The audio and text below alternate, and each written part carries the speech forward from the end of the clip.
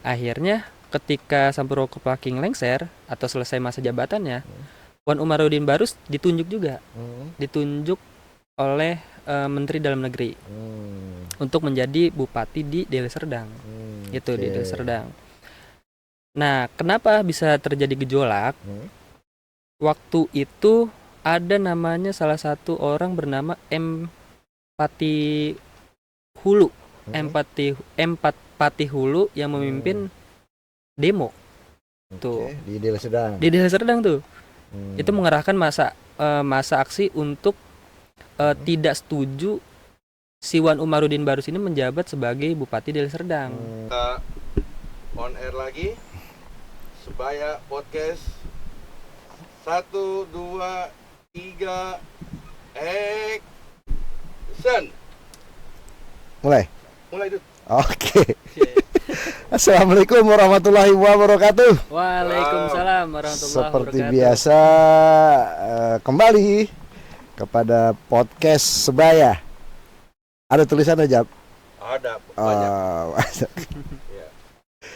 Podcast ini seperti biasanya nggak terlalu serius, tapi kita berharap tersampaikan pesan-pesan yang memang harus disampaikan kepada halayak banyak.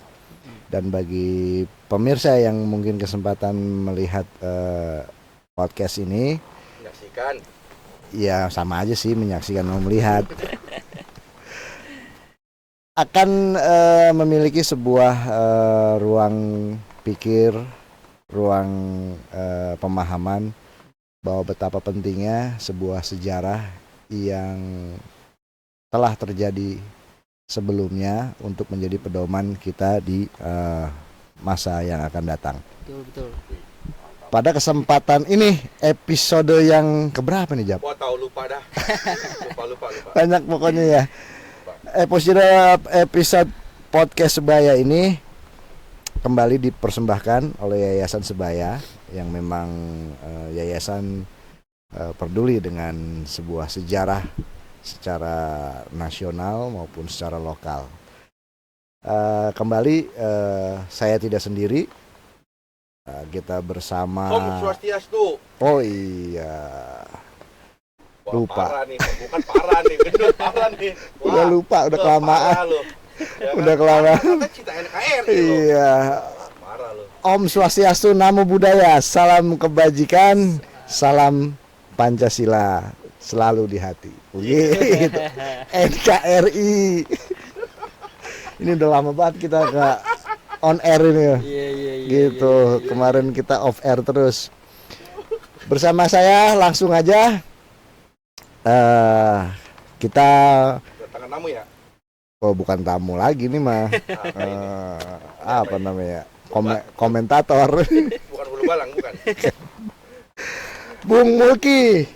Siap Bang, terima kasih. Bung Mulki luar biasa nih, pemuda yang luar biasa nih Jap nih. Bisa di luar. Iya, karena kita berbicara lokal ya, Kabupaten Bekasi ini, yang mana kita memiliki pemimpin saat ini seorang pemuda.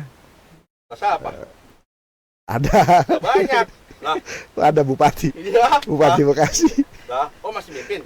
Masih lah, masih. Nah, udah diganti. Masih. Masih. Itu mah next aja ngebahasnya. Gitu. Tapi ini momen sangat masih sangat hangat. Masih sangat hangat terkait dengan pemuda. Hangat apa harum? Ya hangat aja. Bukan harum, bukan. Gawat. Langsung aja Bung Mulki. Siap Bang. Nama aslinya siapa sih? Nama asli saya perkenalkan nama saya Bang Muhammad Mulki Al-Haramain. Oh. Ya, Wah, panggilan Lama. Susah. panggilan Mulki Bang. Hal apa? Al-Haramain. Al-Haramain. Ramein. Udah ribet dah. Ribet. Ente kan lidahnya Jap, lidah Belanda, jadi susah. Iya, ini Arab ya. Ini Arab. Bung Mulki, ya mungkin banyak pemirsa yang bertanya, siapakah Gerangan kan gitu kan? Apa sih dia? Apa? Bagaimana sih? Gimana kan gitu?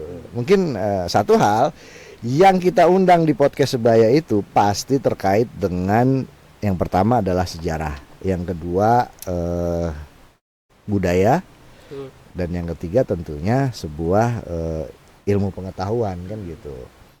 Dan kehadiran Bung Mulki ini mungkin sedikit latar belakang masih Luas. akademis. Ya, Eh, Hermes. akademis di Di UIN Jakarta kebetulan. UIN Jakarta jurusan Sejarah dan Peradaban Islam. Oh, ini. lu harus beradab lu, Wah, Jap. lu Lu harus beradab, wah, Jap, lu. parah berarti. Lu kalau nggak punya adab lu, aduh. Wah, parah berarti. Itu mantap juga, luar Ini biasa. Berarti bukan tebang-tebang, Dut. Bukan, Iya, bukan iya. tebang-tebang. Ini sertifikatnya ijazah asli, ijazahnya nih asli ya. Asli, Baru lulus kemarin asli, kita bilang. asli. Wisudanya gak ada fotonya.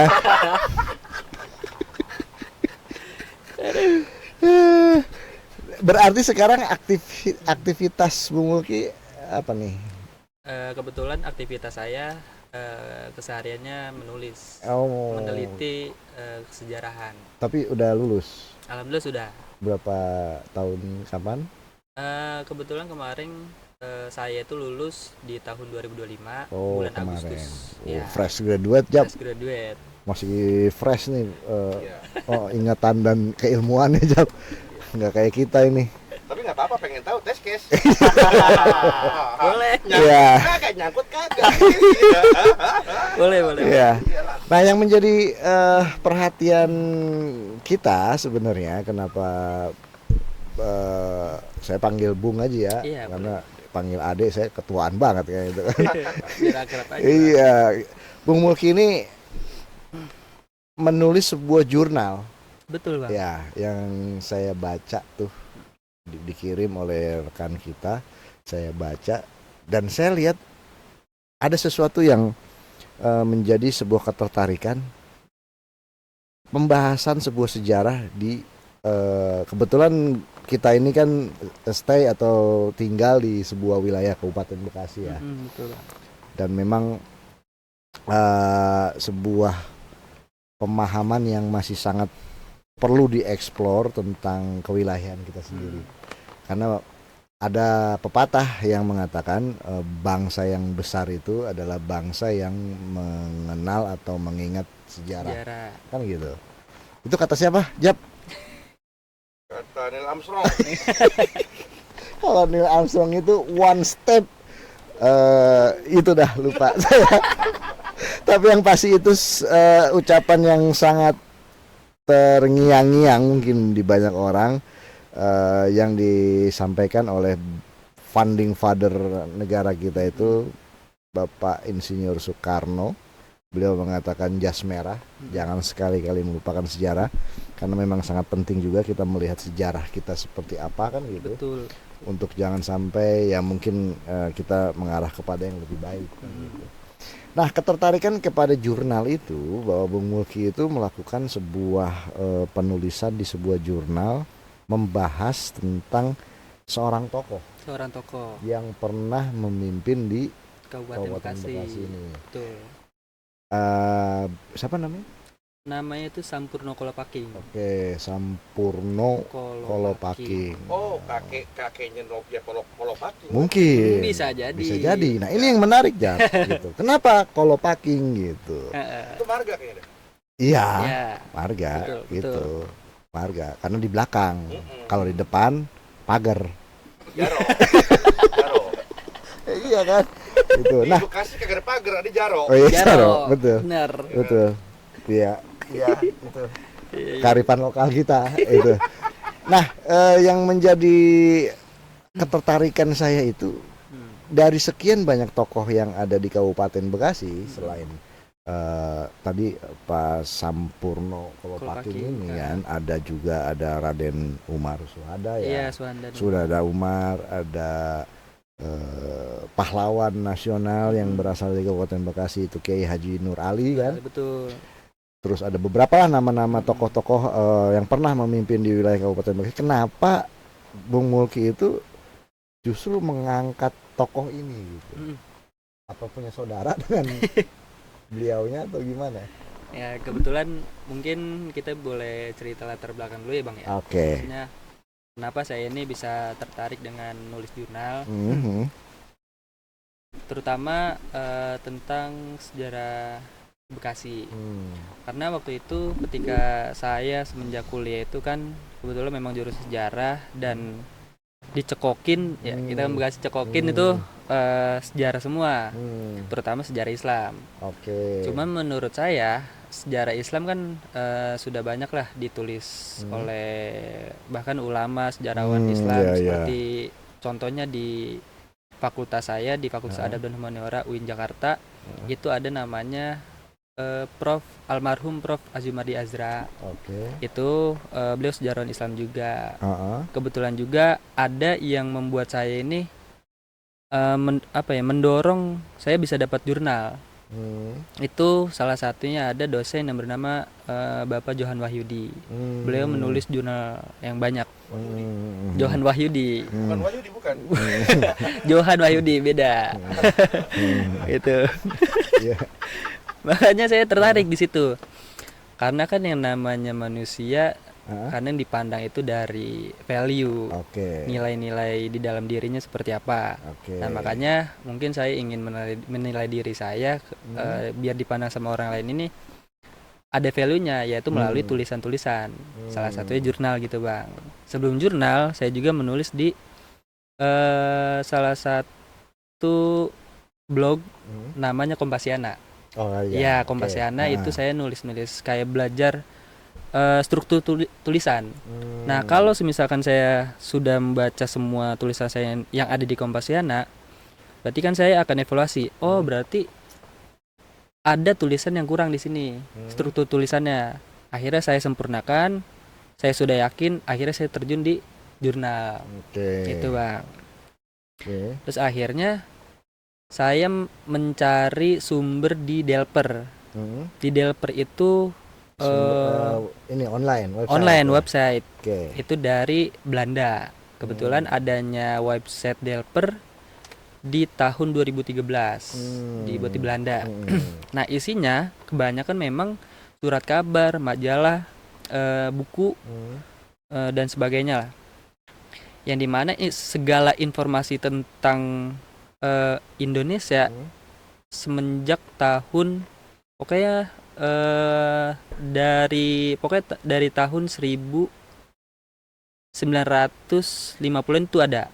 Oke. Sampai ke belakang itu ada. Bahkan Oke. sampai 1880-an.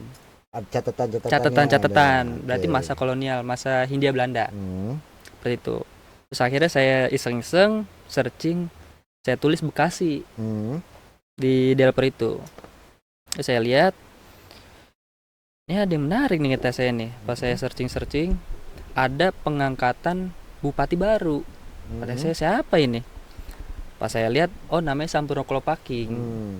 Siapa kata saya Sampurno Kolopaking? Jadi sebelumnya belum pernah tahu tuh. Belum pernah tahu Bang. Ada bupati bernama itu. Iya betul. Berarti Bung Mulki ini generasi gen apa Jab? Gen Z. Kayaknya gen di atas jet apa tuh? Oh. Oke. Iya dilanjut coba. Itu akhirnya saya nemu namanya Sampurno Kolopaking tuh Bang. Oke.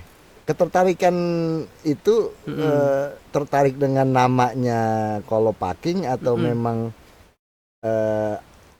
ada yang unik di luar dari sebuah nama itu? Oke. Mungkin yang pertama ya Bang ya. Keunikan yang pertama saya bisa tertarik dengan penelitian pengangkatan bupati yang bernama Sampurno Kolopaking. Bupati kedua itu dari namanya Bang pertama itu Sampurno Kolopaking.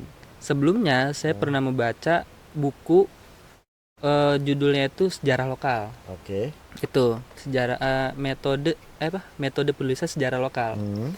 Situ. Nah, di situ saya membaca ada namanya Marga Kolopaking. Itu Marga Kolopaking yang ada di Kebumen. Itu. Akhirnya saya punya kesimpulan kenapa Marga Kolopaking yang berasal dari Jawa, yaitu tepatnya di Kebumen, itu bisa memimpin di Bekasi itu Bang. Berarti kan bukan warga pribumi. Ya udah, akhirnya saya telisik lagi, oh benar, ternyata memang seperti bukan orang asli Bekasi. Seperti itu. Terus saya mencari sumber lagi, akhirnya saya mendapatkan sumber primer sekitar 7 atau 6 gitu, 6 atau 7 lah. Di situ yang lebih menarik lagi, ternyata Sampurno Kolopaking sebelumnya pernah menjabat juga di Deli Serdang sebagai bupati pada tahun 1947 sampai 1951. Itu Bang, di Deli Serdang, Sumatera Utara. Itu. Terus akhirnya itu ketertarikan yang kedua. Ketertarikan yang ketiga, Sampurno Kolopaking sebetulnya setelah menjabat di Deli Serdang itu tidak ingin menjabat di mana-mana. Hanya ingin menjadi pensiunan aja gitu Bang. Oh, setelah menjabat di Deli Serdang. Betul. Artinya dia nggak mau kepikiran mau menjadi pejabat di lain tempat lah kan gitu.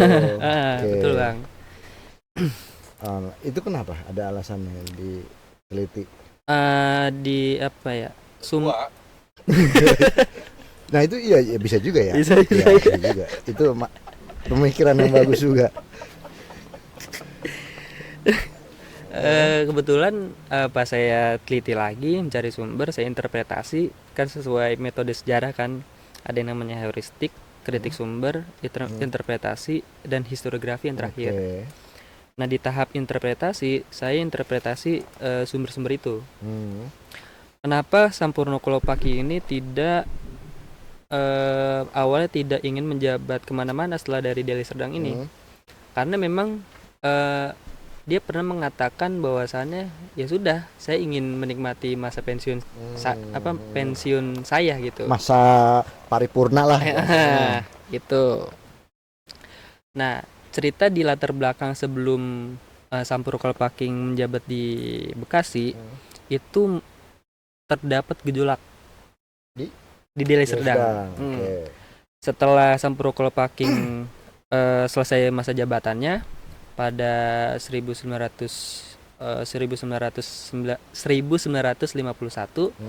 itu digantikan oleh Wan Umarudin Barus. Itu ada salah satu tokoh di Deli Serdang. Dulunya dia pernah menjadi keanggotaan di Gubernur Sumatera Utara. Itu di Gubernur Sumatera Utara. Akhirnya ketika Sampurno Kolopaking lengser atau selesai masa jabatannya, Wan Umarudin Barus ditunjuk juga. Ditunjuk oleh Menteri Dalam Negeri untuk menjadi bupati di Deli Serdang. Itu di Deli Serdang. Nah, kenapa bisa terjadi gejolak? Waktu itu ada namanya salah satu orang bernama Patihulu. Patihulu yang memimpin demo. Tuh. Di Deli Serdang. Di Deli Serdang tuh. Itu mengerahkan masa aksi untuk tidak setuju si Wan Umarudin Barus ini menjabat sebagai Bupati Deli Serdang. Dengan alasan karena Wan Umarudin Barus itu punya latar belakang yang membuat masyarakat ini kecewa. Nah, kecewanya waktu itu kebanyakan yang kecewa ini masyarakat kaum tani. Itu ada aliansi Sekata namanya, Serikat Kaum Tani. Itu mungkin Serikat Kaum Tani ini mempunyai kekecewaan terhadap Wan Umarudin Barus terhadap kebijakannya kepada Serikat Kaum Tani yang tidak diuntungkan gitu loh Bang. Akhirnya Patihulu sebagai ketua Sekata itu mengarahkan masa untuk tidak setuju si Wan Umarudin Barus ini menjabat Bupati Deli Serdang. Karena mungkin masih ada kesukaan dengan Sampurno betul Bang. Ada interest lah pada Sampurno Kolopaking. Fans berat lah mungkin. Fans gitu. berat. Atau jangan-jangan beliau membentuk fans club gitu. Bisa. Bobotoh kan gitu atau apa kan. Jackmania kemarin. Ya bisa. Karena yang namanya hidup juga kan pasti ada pro dan kontra gitu ya Oke, Bang. betul, Gitu. betul. Sebagai pemimpin pasti ada yang pro, ada yang kontra. Tapi ini kan kalau kita lihat intriknya kan politik, gitu Mm-mm, kan. betul, Jadi Bang. sudah ada unsur politik. Mm-mm. Oke. Unsur Akhirnya politik. tidak tergantikan, Tetap tetap digantikan. digantikan. Akhirnya Mm, beliau digantikan digantikan. kembali nih. Heeh, Oh, kembali. Terus setelah digantikan Wan Umarudin menjadi Bupati Deli Serdang, terus Sampurno Kolopakinya masih tahap proses pengangkatan di Bekasi Oh. gitu. Nah, jadi Progres. betul. Oh. Jadi ada step by stepnya. Oh, Gitu. oke. Nah, ketika gejolak itu kan terjadi, Sampurno Kolopakinya yang menahan masanya, Bang, untuk tidak mengerahkan massa atau untuk tidak demo, Anarkis lah ya gitu anarkis ya. dan sebagainya gitu. Kayak kemarin di Pati gitu. Iya benar Oh. Bang, jangan sampai anarkis. Bahkan si Sampurno Kolopaking bilang ke masyarakatnya, saya kalau begini adanya, saya juga siap jadi orang pensiunan gitu. Tapi jangan sampai mengerahkan massa untuk demo yang anarkis. Gitu Bang. Lah, Oke. itu kan dia kan demo di Deli Serdang. Mm-mm. Sedangkan lagi proses kan di Bekasi. Belum Bang, Oh, belum hijrah ke sini. belum, Berarti surat belum jadi berarti. Ya? belum jadi. Dia tahu nggak akan dipindahkan? Iya, ke tahu nggak Bekasi? dia? Itu belum. Oh, belum. Ini jadi belum. Jadi kan tadi saya bilang ini latar belakang Sampurno Kolopaking di Deli Serdang dulu. Oh, Gitu. Oke. Sebelum setelahnya di Bekasi gitu Bang. Jadi ada sebuah peristiwa Ada yang peristiwa. menandai ketika beliau pindah ke Bekasi. Betul. Terus akhirnya di sekitaran tanggal kan Tanggal 32. nggak ada doang. Kadang cerdasnya begitu. dia Benar, lewat. kecerdasan berarti ya Bang. Gitu. Lanjut Bung. Oke. Berarti sebelum sekitar sebelum bulan-bulan November lah Bang. Oke. Itu ada proses pemilihan di Bekasi. Pemilihan bupati. Bupati Bekasi. Yang waktu itu dipilih oleh Masih Dewan. Masih Dewan Legislatif namanya. ya. Namanya kalau nggak salah DPRS kalau nggak salah. Oke. DPRS. Gitu. Nah, si Sampurno Kolopaking ini itu ditunjuk langsung oleh Kementerian Dalam Negeri yang waktu itu dipimpin sama Iskak Cokro Adisuryo. Oh, jadi penunjukan Langsung Bang. Jadi bupati di situ. Jadi bupati di situ. Oke. Sementara di Bekasi itu sudah ada calon kandidat 4 Bang. Calon kandidat 4 itu yang diusung untuk menjadi Bupati Bekasi. Oke. Dari Partai Masyumi. Partai Masyumi itu partainya Kiai Nurali. betul. Kiai Nurali. Itu ada 4 kandidat. Saya agak lupa ya namanya. Ini saya lihat dulu. Ada Apa tuh Bang? yang wapres kemarin ada nggak? Jaud. Wapres kemarin. Jaud. Amin. Sarjawinata. Kali. Tapi 4 orang itu orang lokal semua. Pemain lokal atau memang sama dari luar daerah juga? Kalau dari namanya ini terdapat namanya diantaranya ada Suro Wijono, Suta Laksana, Sarjono, dan Sasmita Dinaja. Oh, orang luar semua. Orang luar semua. Kalau orang lokal nggak ada nama begitu Bang. Ada. Panggilan itu dari Prancis, Belgia. McWhite kayak. Iya. Orang naturalisasi semua itu. Nah, tapi itu semua batal ketika penunjukan langsung itu. Iya Bang, langsung batal tuh. Oke. Ketika Sampurno Kolopaking ditunjuk oleh Iskak Cokro Adisura waktu itu sebagai Menteri Dalam Negeri ditunjuk, itu 4 calon kandidat itu batal semua. Dan akhirnya ya pasti kecewa lah. Empat orang itu kecewa dengan tindakan yang pasif Oke. Maksudnya nggak ada tindakan apapun, ya udah cukup kecewa aja gitu dengan penunjukan itu. Tidak ada demokrasi lah dalam hal itu. Tuh.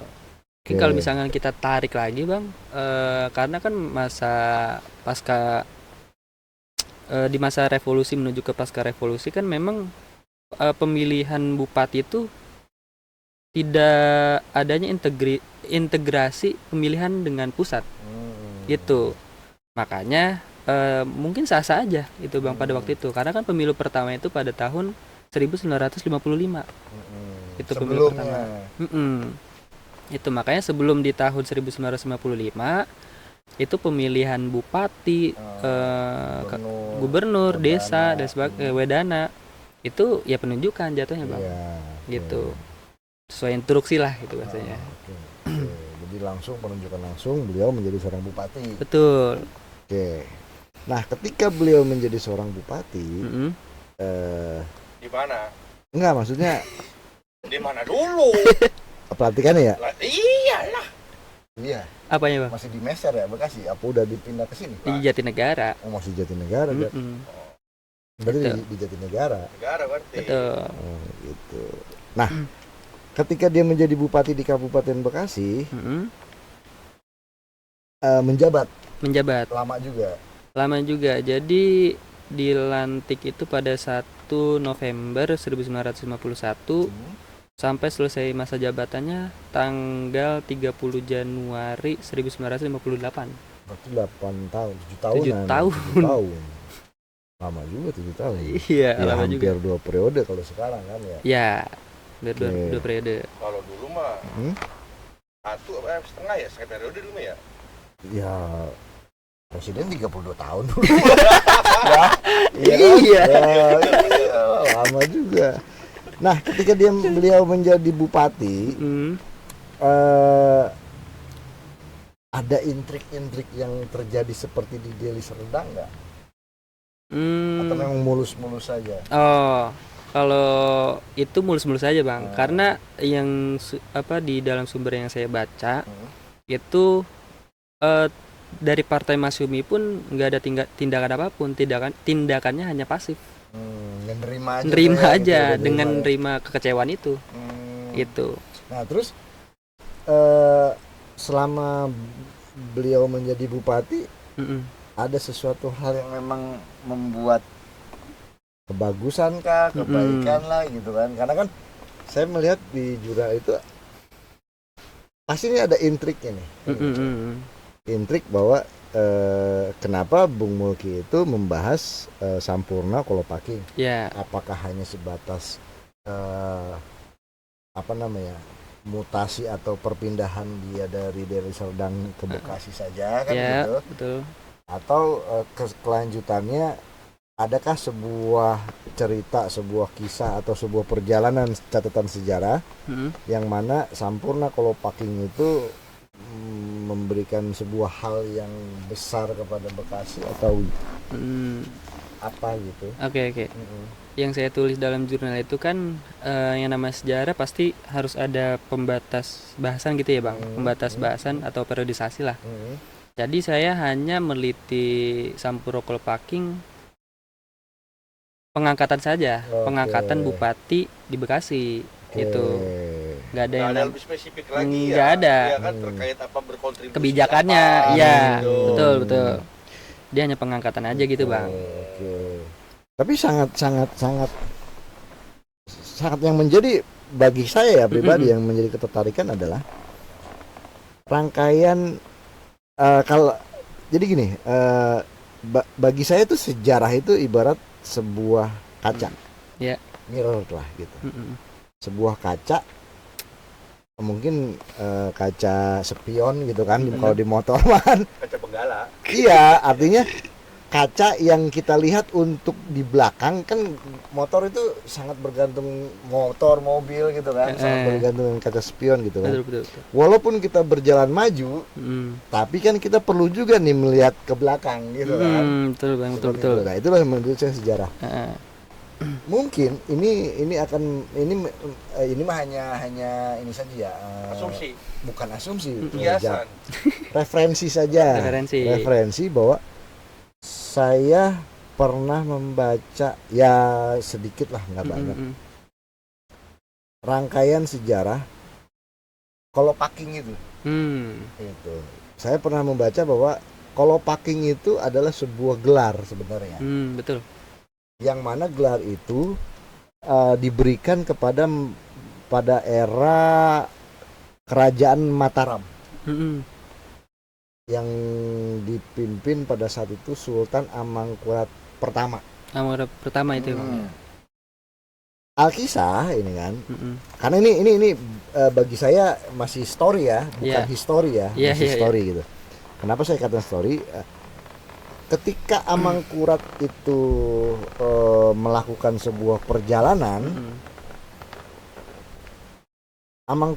Sultan Amangkurat ini sakit. Sakit apa? Tipes kali ya. Apa gitu? Pokoknya sakit gitu, sakit. Kebetulan dia posisi sakit dalam perjalanan itu di sebuah wilayah yang bernama apa gitu ya, lupa, yang sekarang itu namanya Kebumen.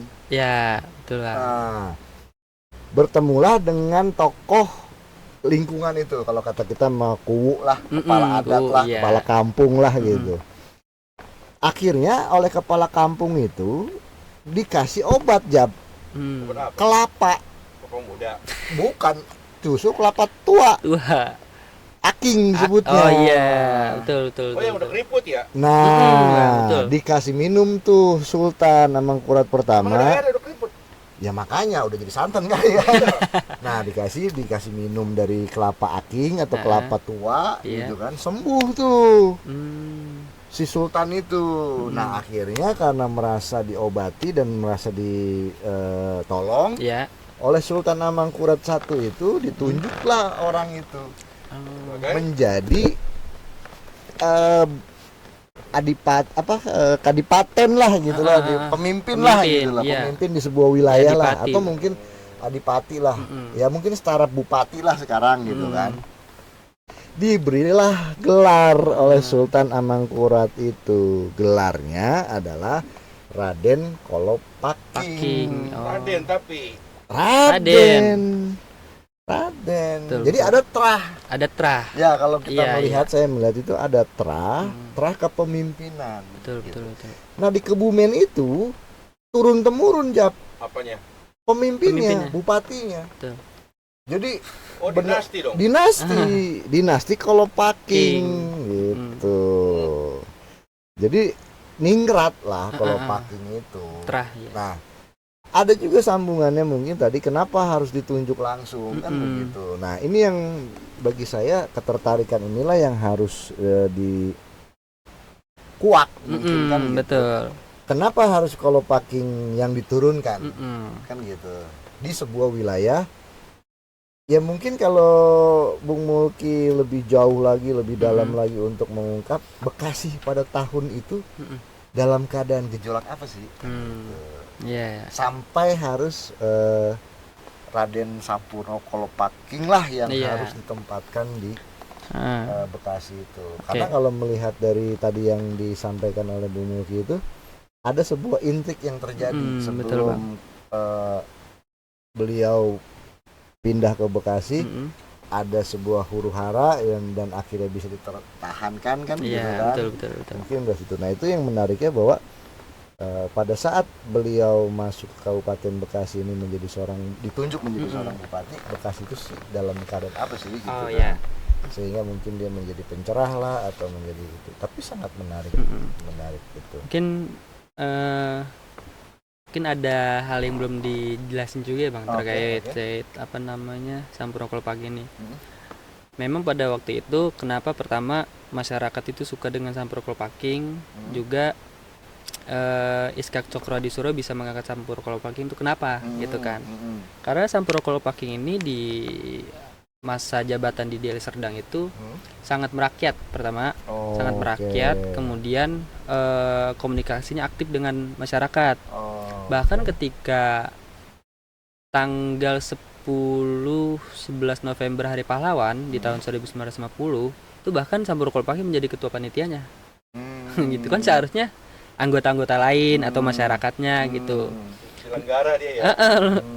Jadi penyelenggara juga gitu bang. Mungkin karena biar lebih berbaur sama masyarakat dan akhirnya benar terjadi masyarakat ini merespon dengan baik itu. Nah selain itu kenapa Iskak Cokro Adisuro bisa menunjuk Sampurna Kolopaking? Mungkin selain dari Trah mungkin selain dari Trah itu karena dari latar belakangnya juga, yaitu PNI bang, partai, Partai Nasionalis Indonesia. Oh itu Soekarno partainya. Oke. Nah, makanya mungkin latar belakangnya itu sama. Terus kemudian ada bupati juga yang di Deli Serdang dengan latar belakang yang sama yaitu PNI. Akhirnya menunjuk Sampurna Kolopaking sebagai bupati di Bekasi. Gitu. Karena waktu itu emang jabatan bupati di Bekasi kosong. Suhandan Umar itu ditangkap karena menyimpan senjata ilegal. Juga terafiliasi organisasi terlarang itu bersama Wedana yang di bawahnya, anggota-anggotanya juga ditangkap, kosong jabatan. Kemudian Ki Haji Nur Ali juga menggantikan Suhandan Umar, tapi nggak lama juga. Nah setelah itu barulah Sampurna Kolopaking yang diangkat, yang ditunjuk gitu. Nah juga ada hal yang sama juga penunjukan juga bang. Jadi mungkin bisa kuat juga nih alasan kenapa Sampurna Kolopaking bisa ditunjuk sebagai bupati karena latar belakang yang sama. Sama halnya di gubernur pada tahun yang sama juga bang. Di tahun 1951 yang bernama Sanusi Harjadinata itu ditunjuk sebagai gubernur Jawa Barat berbarengan dengan pengangkatan Sampurna Kolopaking. Betul bang. Karena yang saya lihat itu dengan latar belakang yang sama bang, PNI. Gitu bang. Sama-sama PNI. Kendaraannya betul. Politiknya itu ya. Itu bang yang saya dapetin dari sumber-sumber yang ada. Tapi tetap artinya terkait pemilihan itu nggak ada gejolak yang sifatnya berkontribusi, nggak ada. Iya. Terus nggak ada juga yang sifatnya gejolak kontroversi bagaimana yang harus diredam, nggak juga. Iya. Artinya memang kebetulan mungkin ada misi nasionalisasi kan gitu. Bisa. Agar satu komando betul bang. Penguatan politik ke depan selanjutnya gitu. Ya pastilah kan kendaraan. Betul. Nah selain Sampurna Kolopaking, mau mereset atau mau melakukan penulisan lagi nggak tentang tokoh-tokoh lain selain beliau gitu? Apalagi sekarang ada bupati yang lagi ngetren ya Jam ya. Ada nih bang. Ada. Pasti udah nulis dia. Udah. Yakin. Cuman dia terselubung. Tinggal nunggu kapan dirilis gitu ya. Tergantung ditangkap apa kagak. Kalau dia rilis ditangkap ngapain dirilis? Iya. Maksud saya begini, kalau kita berbicara kepemimpinan di Bekasi ini pasti ada yang bagus, pasti ada yang tidak bagus ya kan gitu ya. Betul. Karena terkadang sejarah itu kan jangan bahas yang bagusnya aja Jap. Yang buruknya juga harus kita bahas untuk pedoman, jangan sampai seperti itu gitu. Seperti itu. Nah, kalau dilihat dari jurnal yang sudah ditulis oleh Bung Mulki ini terkait sejarah apa sih namanya, sejarah temanya gitu mungkin bang. Individu tokoh, maksudnya membahas biografi tokohnya kah? Apakah sejarah Bekasinya kah? Atau sejarah apa nih? Karena kan dari sejarah peradaban Islam Jap kan gitu kan. Bekasi memang ada Islamnya dulu. Iya. Bekasi mah dulu pada punya samurai. Gitu maksudnya. Golok tuh. Iya, melambang aja golok. Bukan Ka'bah. Nah, itu. Gitu kan. Makanya beda. Iya, nah maksudnya yang ingin diangkat oleh Bung Mulki itu ketokohannya kah gitu kan, apakah sejarah Oh, Bekasinya gitu kan. iya iya. Yang saya ambil lebih spesifik adalah itu terkait perpolitikan ya bang pada masa Oke. waktu itu, karena kan Kalau sekarang? kalau sekarang kan demokrasi bang. Iya, iya. Iya. Iya, takut. Iya, iyalah. Enggak bang, Takut. maksudnya itu bisa membedakan gitu bang Iya. melalui Lah, sejarah. beda banget sama sekarang. Sekarang demokrasi teruang. Iya, ya, elah. Demokrasi teruang. Iya kan, sekarang mah bungkem. Klasik. Ya. Pokoknya nih, buat cuap dikit. Bende. Sikat. Ya, jangan bercuap makanya teriakan gitu. Iya iya iya iya. Oke, artinya Bung Mulki itu ingin memberikan sebuah pembahasan sejarah dari. Beli nomor. Oke, Jap, minum gua mana Jap?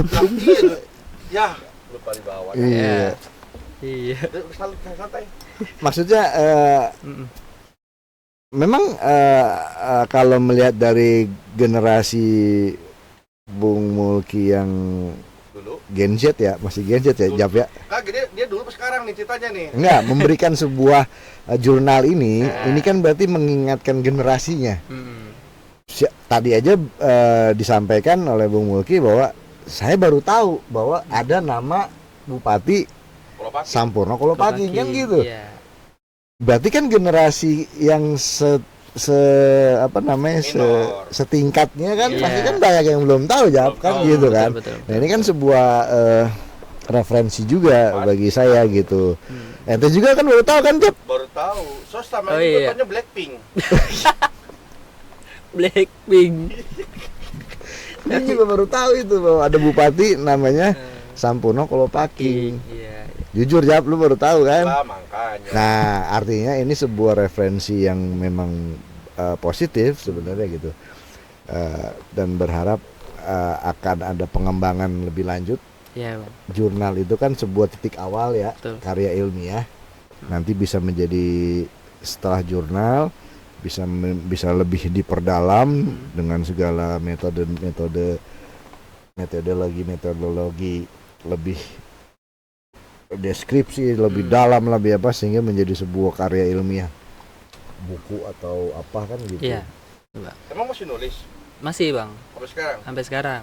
Nah itu kan Kalau rentetan dari mulai tadi tuh Sampurna Kolopaki, abis dia apa yang ditulis tuh di jurnal masukin lagi tuh? Oh kalau rencananya gitu kan. Udah pasti udah nulis. Kalau Udah nulis kan ya? untuk kelanjutan Sampurna Kolopaki ini bang, Iya. itu belum Belum putus. maksudnya belum nemu sumbernya bang. Oh, iya, Saya jadi putus. jadi saya belum berani nulis juga bang. Oh. Untuk misalkan Makanya kalau jurnal itu kan hanya sebuah catatan, catatan awal dalam sebuah kajian lah bagi Iya. akademisi mah gitu ya. Kalau ada data-data terbaru ditambahin lagi jurnal 2, Betul. jurnal 3, Iya. jurnal 4 gitu loh. Udah lengkap nih semua data baru Bisa jadi jadi sebuah buku. Gitu Jap. Apa sih kalau kata kita mah catatan. Rangkuman ya. Iya, menjadi Betul, sebuah rangkuman gitu kan. Nah, makanya tadi saya bertanya untuk selanjutnya apakah masih fokus kepada Sampurno Kolopaki atau mencari setelah ini ada yang menarik lagi nih kayak contoh mungkin Bupati Haji Nausan gitu kan, atau bahkan Kiai Haji Nur Ali-nya gitu kan, atau bahkan yang terkini-kini lah gitu kan. Ada dulu bupati konflik terjadi di Kabupaten Bekasi, dipilih oleh DPRD, digugat banget, ada yang menjabat ini ya pokoknya banyak lah bupati yang dicatat gitu kan. Sampai memoarnya dibuat di Gedung Juang gitu Jap, seperti itu. Akhirnya modal bisa. Lagian bikin patung. Seperti itu. Oke. Ada satu hal pembahasan yang unik bagi saya Bung Mulki ya. Ya saya pribadi dan mungkin juga banyak orang juga berpikir bahwa seorang pemuda memiliki sebuah keminatan dalam sebuah sejarah di wilayahnya, betul bang, itu kan sangat luar biasa bagi saya kan gitu. Artinya apalagi melihat generasi abad milenial kan, milenium kan, artinya generasi milenium ini kalau berbicara sejarah aja kayak jadul gitu. iya, dianggapnya kayak jadul ya bang. iya, kayak kuno lu gitu kan. Kayak jadul nih, jadul ya. Iya. Sehingga terjadi ketidakpedulian terhadap sejarah, sehingga sejarah itu hanya dianggap sebuah cerita-cerita biasa, seperti itu, tidak memiliki arti nilai penting bagi semua unsur-unsur kehidupan masyarakat yang ada saat ini kan gitu. Betul. Menurut saya ada sebuah, tadi saya sudah pernah sampaikan ke Bung Moci gitu. Ada yang menjadi sebuah, bagi saya itu saya katakan paradoks sejarah. Iya. Pada sebuah kepemimpinan di Kabupaten Bekasi, Jap. Nah, Pernah nggak ente mikir, Jap, bahwa bupati yang memimpin di Kabupaten Bekasi ini mah bukan saya berbicara primordial ya. Ya saya lahir di Bekasi. Brojol di Bekasi, artinya bukan saya nggak seneng sama orang Bekasi, atau pendatang, atau bahasanya apalah ya, turis domestik lah ya kan gitu. Pemimpin di Kabupaten Bekasi yang katanya kalau dia asli orang Bekasi, Jap, nggak bakal lama. Katanya, dan memang ini kejadian juga. Dari mulai Kiai Haji Nur Ali nggak lama. Kong Haji Nosan nggak lama. Betul. Terus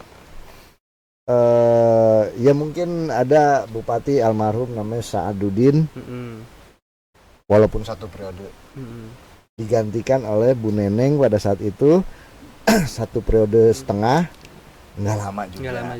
Digantikan oleh almarhum Pak Eka, orang asli Bekasi, nggak lama juga, Jap. Ya. Iya. Terus terpilih kemarin baru-baru ini pemuda Bekasi, ya bahasa kata bocah Bekasi. Berapa lama, Jap? Bentar. Nggak lama juga ya? Nggak lama juga. Kepleset. Nah ini paradoks bagi saya. Paradoks kenapa Kabupaten Bekasi ketika dipimpin oleh orang asli Bekasi itu nggak ada yang lama.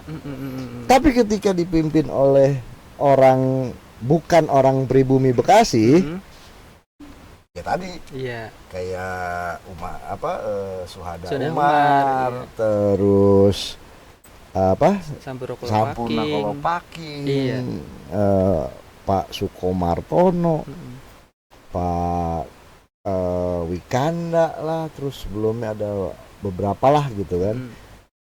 Sampai mohon maaf, Jap, Pak Dhani Ramdan terakhir ini itu hat-trick loh, menjadi pejabat 3 kali di Kabupaten Bekasi. Di Bandung. Lama-lama gitu. Orang-orang yang memang bukan kelahiran di Bekasi, memang orang yang mohon maaf, bukannya saya primordial, artinya yang pendatang lah.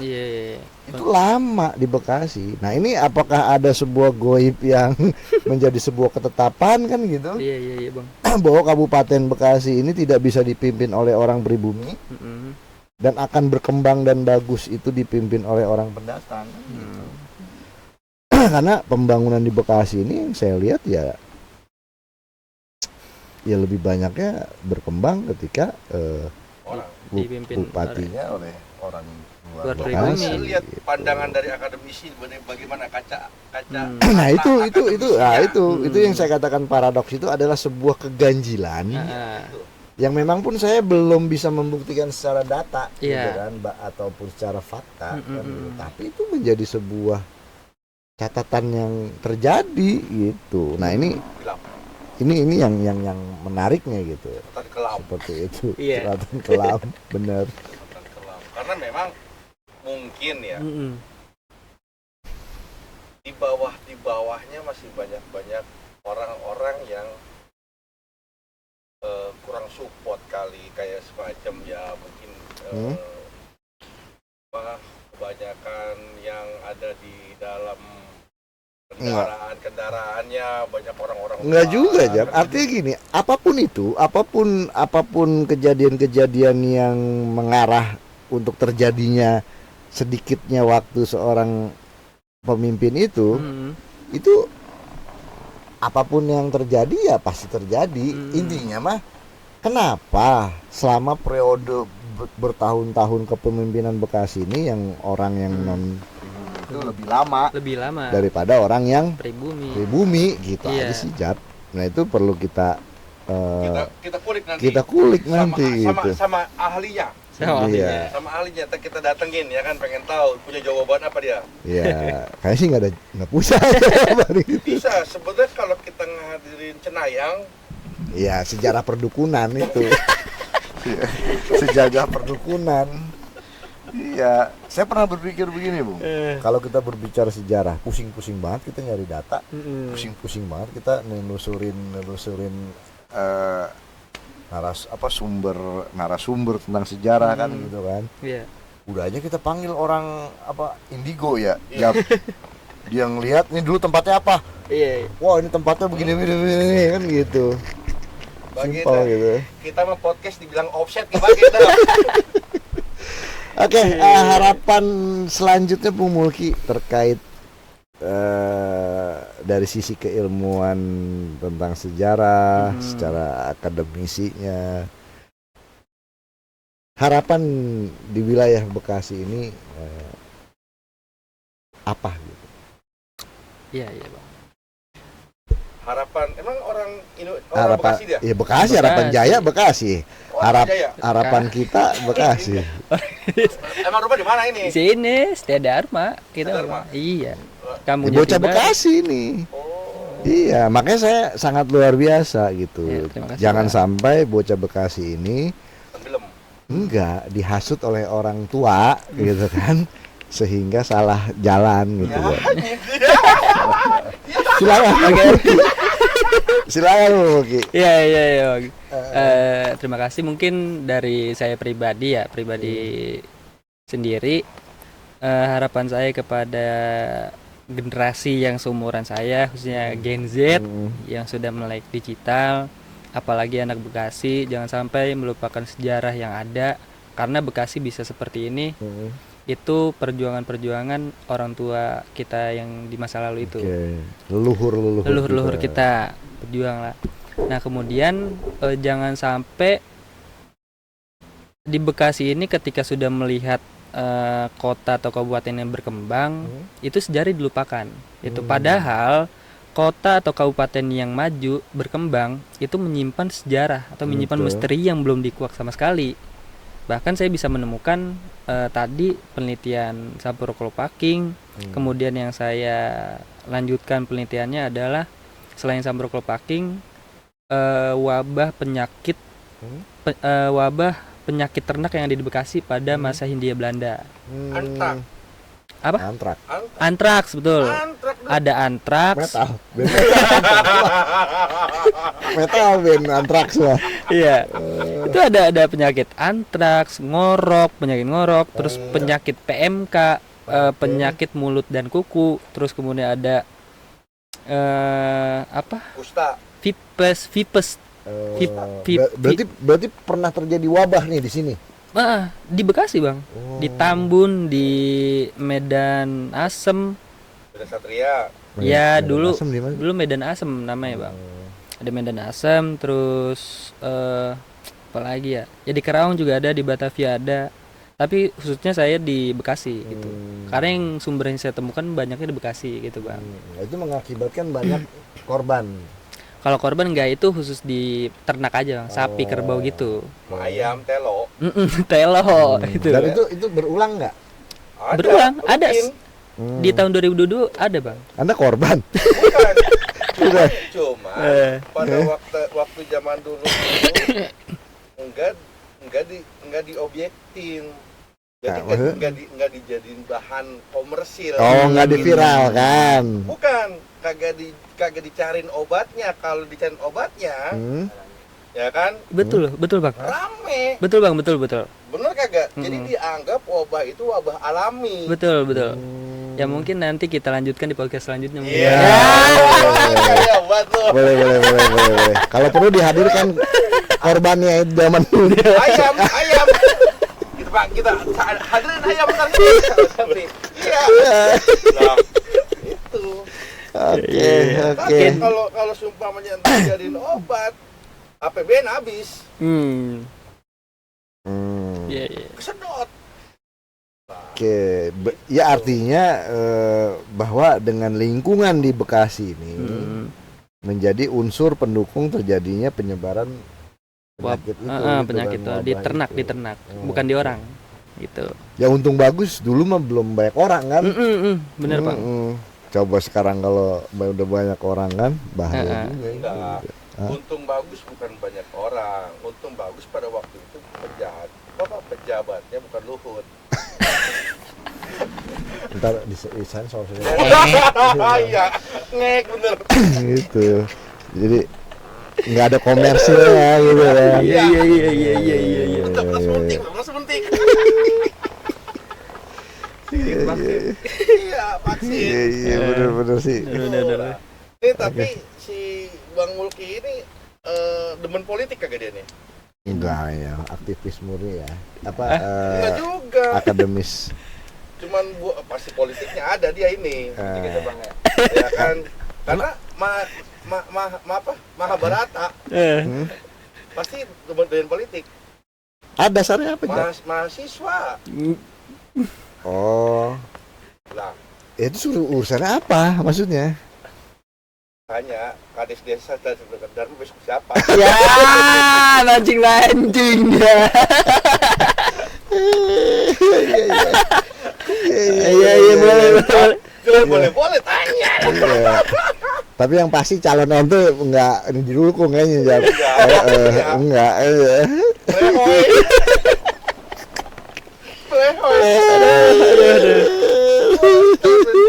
Ya kan? Ya makanya sebenarnya sejarah itu luas pembahasannya, pemahamannya sehingga semua elemen yang ada di kehidupan itu bisa menjadi sebuah gambaran betul Bang. secara utuh gitu. Tapi udah dirilis jurnalnya Alhamdulillah sudah di Jurnal Sejarah Indonesia Universitas Hasanuddin Makassar. kalau keywordnya kita cari di internet apa tuh? Itu bisa Sampurno Kolopaking, Oke. bisa pengangkatan Bupati Bekasi, gitu. Menerobos Badai Revolusi bisa. Gitu. Judulnya lengkapnya? Judulnya Menerobos Badai Revolusi, Dinamika Pengangkatan Sampurno Kolopaking sebagai Bupati Bekasi tahun 1951. Oke. Nah, yang ingin disampaikan dengan jurnal itu oleh Bung Mulki kepada masyarakat umum itu apa? Oke. Yang saya ingin sampaikan dari tulisan saya pribadi kepada penonton, masyarakat atau yang melihat podcast ini adalah bahwa politik itu dinamis gitu. Sewaktu-waktu dapat berubah. Itu. Dia belum baca jurnal loh. Iya makanya udah bisa baca enggak ya? Baca. Visioner emang luar biasa. Iya.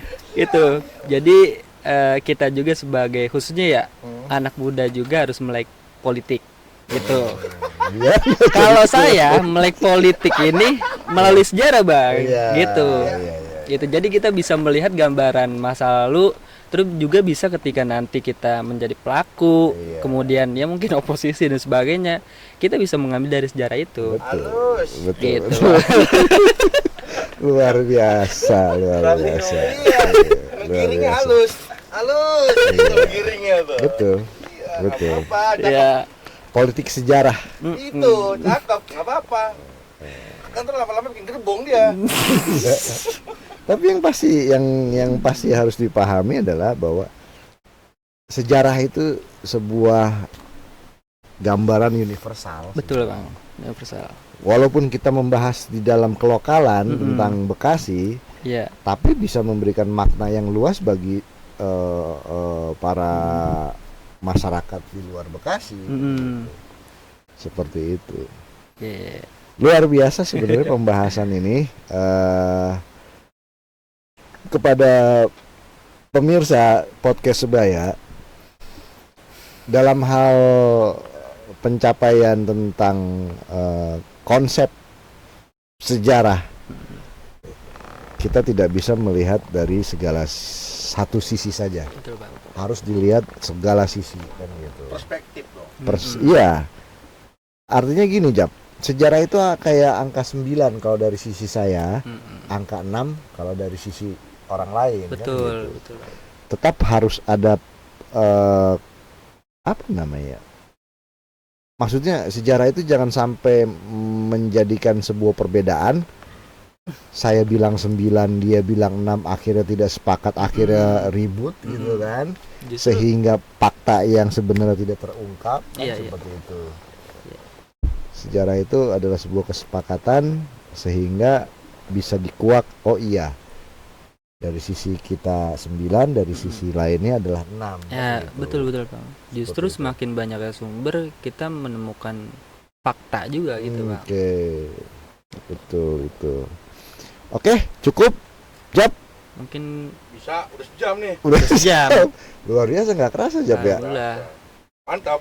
Mungkin Ini ada. belum ngerembet yang lain-lain nih. Iya. Iya. Belum ke jurnal-jurnal lainnya gitu. Belum. Belum ke jurnal-jurnnal lain. Kalau seumpamanya ke jurnal yang lain, yang lebih tepat jurnal 2026. Apa tuh?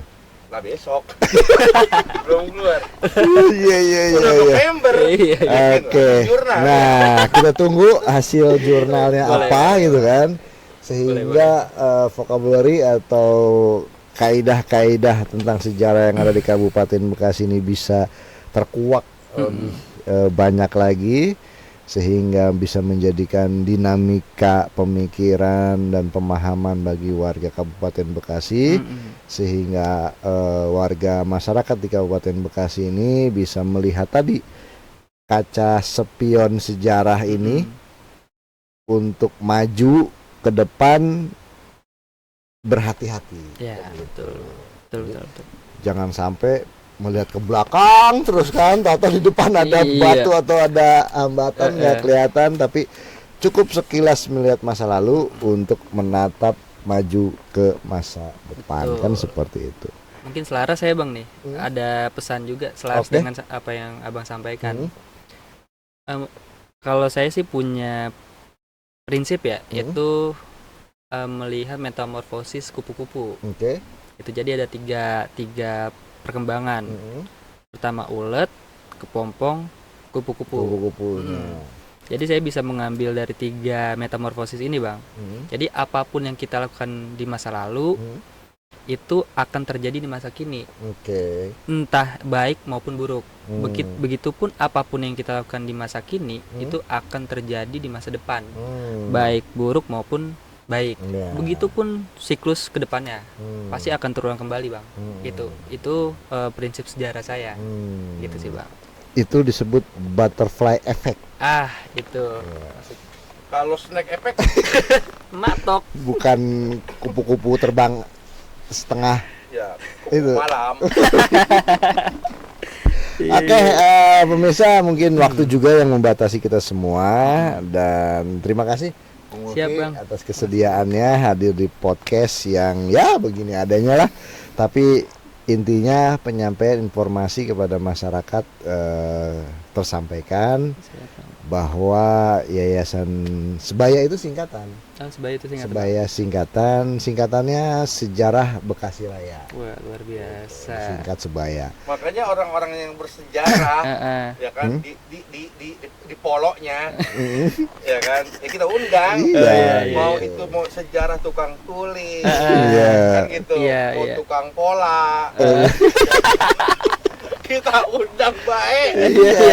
Yang penting sejarah gitu, Yang Bang. penting sejarah. Sejarah memberikan sebuah gambaran. Oke, terima kasih. Cukup sekian. Next kita akan kembali kepada podcast Sebaya lainnya yang tentunya dengan tema-tema yang bagi kita belum menarik hari ini, tapi akan menjadi menarik dan tertarik di kemudian hari. Mungkin cukup dari saya. Terima kasih. Terima kasih. Dengan mengucapkan wassalamualaikum warahmatullahi wabarakatuh. Waalaikumsalam warahmatullahi wabarakatuh. Terima kasih, Bang. Terima kasih.